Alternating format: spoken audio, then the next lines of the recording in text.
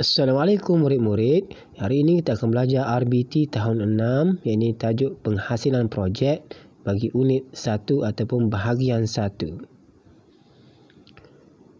Standard kandungan 4.3, mereka bentuk projek bertemakan berasas bahan bukan logam, bahan logam dan elektromekanikal. Kemudian kita boleh tengok di sini standard pembelajaran 4.3.1, 4.3.2, 4.3.3 dan menyatakan di sini untuk standard pembelajaran pada hari ini. Assalamualaikum dan salam sejahtera kepada semua. Kita tengok slide yang seterusnya. Kali ini kita akan membincangkan berkenaan projek penghasilan projek bahagian 1. Penghasilan projek. Gambar di sebelah menunjukkan situasi di sebuah kompleks membeli belah. Terdapat beberapa mesin sedang digunakan seperti eskalator, lift dan mesin penggilat lantai. Pada pendapat kamu, bagaimanakah ketiga-tiga mesin ini berfungsi? Pengenalan. Pada tahun ini, kamu akan mereka bentuk projek yang akan menggunakan bahan logam dan bahan bukan logam yang digabungkan bersama-sama dalam sistem asas elektromekanikal. Yang pertama adalah PVC, sejenis bahan plastik yang ringan, keras, kukuh, mudah dilentur, kuat dan tahan lama. PVC juga terdapat cuaca yang berbeza, juga tahan dengan cuaca yang berbeza. Curahan ilmu, bahan lenggap iaitu bahan yang tidak dapat ditembusi cahaya. Guna enjin carian untuk mengetahui tentang PVC ini. PVC ini juga yang pertama. Yang kedua, perspex.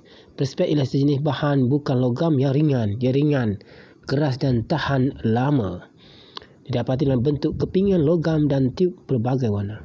Kita tengok di contoh signboard keluar dan juga nombor plate kenderaan. Berbagai perbandingan PVC dan perspex. PVC dan perspex. PVC tidak mudah retak dan mudah retak. Kita boleh tengok sini perbezaan dia. Alat tangan. Alat tangan yang sesuai adalah penting dalam menghasilkan sesuatu projek. Penggunaan alatan tangan yang salah boleh menyebabkan kecederaan, kerosakan alatan. Yang pertama, gergaji tangan. Untuk memotong kayu dan papan yang tebal, kita menggunakan gergaji tangan untuk kita potong. Gergaji lengkung halus. Hal ini digunakan untuk menggergaji bentuk dalam lengkung pada bahagian nipis. Bahagian nipis kita menggunakan gergaji lengkung halus ini. Yang seterusnya, gergaji kerawang ataupun screw saw. Gergaji kerawang ialah sejenis mesin yang menggunakan teknologi elektrik dan motor. Yang seterusnya, pahat. Pahat ialah digunakan untuk kerja memahat, meraut, meratakan tagam dan membersihkan bucu tagam. Kita menggunakan pahat ini ya. Saiz berdasarkan lebar dia. Okey, pisau yang seterusnya nombor 5, pisau pemotong perspex. Ini dengan sebagai memotong kepingan perspex secara lurus. Menggunakan pisau untuk memotong ya. Seterusnya, pisau pengungkut ataupun stapler gun. Ini kita menggunakan stapler untuk apa? Untuk mencantumkan dua jenis bahan dengan nipis dan lembut seperti papan lapis. Pistol perekat panas, hot glue gun. Kita menggunakan ini juga boleh digunakan untuk hasilan projek kita.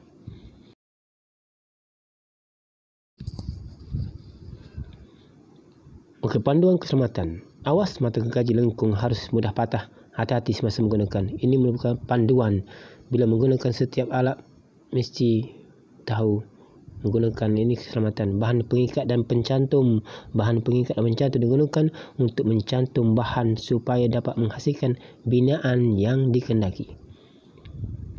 Digunakan bersama-sama dengan alatan tangan seperti yang berikut. Kita tengok. Kita menggunakan apa? Yang pertama, dawai kukut. Kita gunakan dawai kukut. Dawai kukut digunakan bersama dengan pistol pengokut. Mesti ada pistol pengokut.